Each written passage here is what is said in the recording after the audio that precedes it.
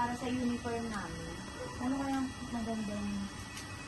Ito ma'am yung mga jacket namin. Para sa anong event po ba nila paggagamitan? Uniform lang sana namin. Saka pwede rin siyang magamit sa mga event. Outside and inside.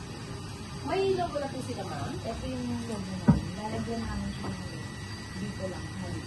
Okay. Ano kayang pwedeng i-order?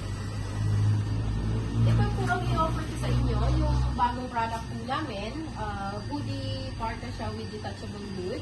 So, ang kaibahan po nito dito sa ibang jacket po namin is water repellent po siya. Tapos, detachable po yung hood.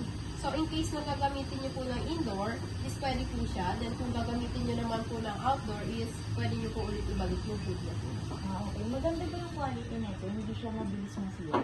Hindi po, ma'am. And then, kung napansin niyo po, ma'am, is lightweight po siya. Tapos, stretch din po yung fabric po.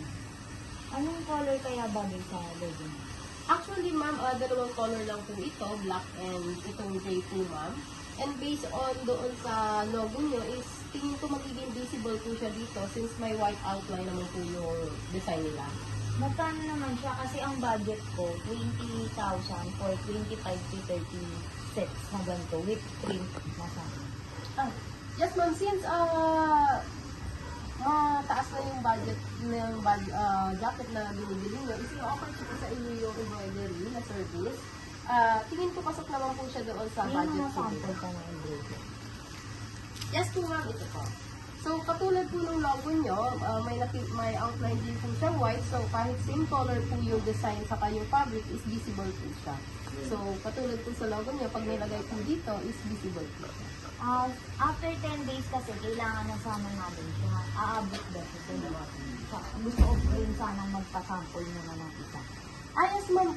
Kung magpagawa na po sila ngayon, kailangan po nilang mag-down payment po, ma'am, or magbayad na for design para makapag-sample po ako. And then, since 10 days yung kailangan, ma'am, isa na mabigay na po nila yung sizes para kapag na-approve po nila yung sample, is ma-proceed po agad na po.